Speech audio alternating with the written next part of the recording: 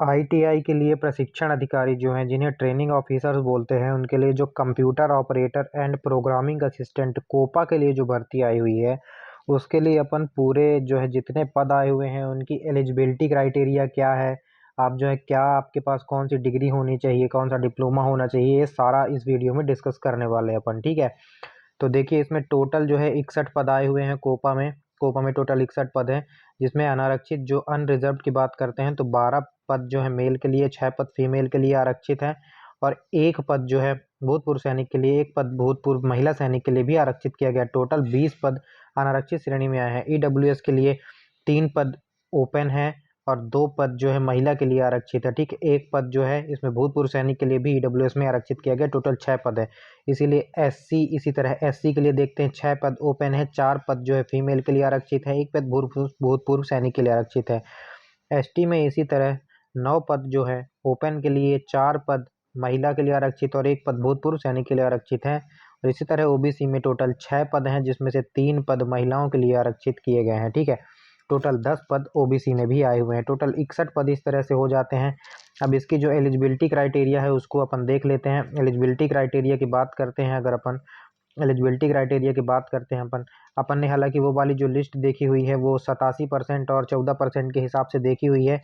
Original list ये वाली है। ठीक है, ओरिजिनल आपके जो है ओबीसी में 12 पद आए हुए हैं, टोटल 70 पद हैं। ठीक है, वो अपन ने जो है काल्पनिक पद जो निकाल दिए जाते हैं 14% और 87% में, 13%, 87%, 14% वाला जो रूल चल रहा है इस समय।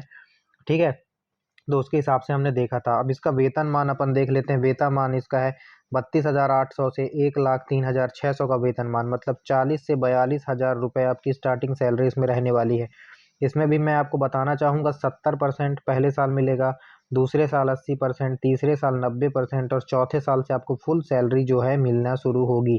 ठीक है, इसकी शैक्षणिक योग्यता की बात कर लेते हैं तो हाई स्कूल अथवा समतुल्य अथवा पुरानी पद्धति से 11वीं परीक्षा उत्तीर्ण होना चाहिए समस्त पदों के लिए। ठीक है, संबंधित ट्रेड में आईटीआई आपके पास होनी चाहिए। ठीक है, आईटीआई कोपा भी आपको जो है होना चाहिए। इसके अलावा अपन देख लेते हैं, आपके पास 10वीं होनी चाहिए, या तो पुरानी पद्धति में आपके पास 11वीं होनी चाहिए। या आपके पास क्या होना चाहिए, समस्त पदों के लिए संबंधित ट्रेड में जो है आईटीआई या एनएसी शिक्षुता परीक्षा या डीओईएसी में ए लेवल परीक्षा या मान्यता प्राप्त विश्वविद्यालय बोर्ड से पीजीडीसीए होना चाहिए। ठीक है, इसमें पीजीडीसीए दिया हुआ है, डीसीए का जो उल्लेख इसमें नहीं किया गया है। आगे देखते हैं है कि नहीं है। ठीक है, इसके अलावा अगर ये नहीं है तो कंप्यूटर ऑपरेटर तथा प्रोग्रामिंग असिस्टेंट कोपा ट्रेड के लिए हाई स्कूल आपके पास होना चाहिए, या फिर पुरानी पद्धति में 11वीं परीक्षा उत्तीर्ण करने आपके आपके पास होनी चाहिए। ठीक है, और क्या है इसके अलावा, साथ सेंटर ऑफ एक्सीलेंस योजना के अंतर्गत आईटी इंफॉर्मेशन टेक्नोलॉजी सेक्टर में एनसीवीटी या एनसीवीटी से 2 वर्षीय मल्टी स्किलिंग पाठ्यक्रम आप उत्तीर्ण होने चाहिए। ठीक है, ध्यान से पढ़िएगा। इसके अलावा अगर ये भी ना हो तो आपके पास क्या होना चाहिए, एआईसीटीई या यूजीसी से मान्यता प्राप्त विश्वविद्यालय बोर्ड संस्थान से computer science and engineering information technology, information तथा कम्युनिकेशन, इसमें ईसी नहीं है, याद रखिएगा, इलेक्ट्रॉनिक्स एंड कम्युनिकेशन नहीं है, इंफॉर्मेशन तथा कम्युनिकेशन है। ठीक है, तो इसी वाले एलिजिबल नहीं है अभी तक।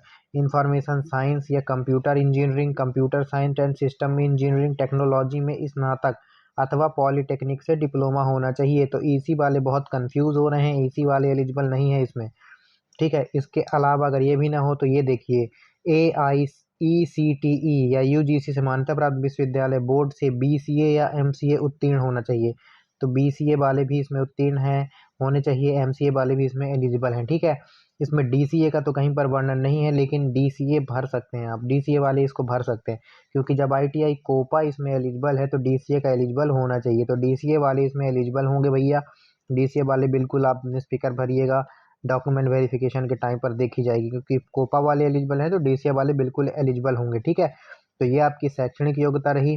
आई होप आपको जानकारी अच्छी लगी होगी। हमने ये वाली लिस्ट देख ली थी जो 14% और 87% के हिसाब से है। तो ये वाली लिस्ट में टोटल 61 पद होते हैं। बाकी के पद जो है काल्पनिक कर दिए गए। काल्पनिक पद किसके किए गए थे, ओबीसी वाले पद जो है काल्पनिक कर दिए गए। ठीक है, टोटल 70 पद आए हुए हैं इसमें, तो ये जरूर याद रखिएगा। बाकी सेम टू सेम है, पदों का जो है गणना सेम टू सेम की गई है। तो आई होप आपको वीडियो अच्छा लगा होगा, जानकारी अच्छी लगी होगी। जानकारी अच्छी लगी हो तो वीडियो को लाइक और चैनल को सब्सक्राइब करके हमको सपोर्ट जरूर कीजिएगा। मिलते हैं अगले वीडियो में, तब तक के लिए जय हिंद जय भारत।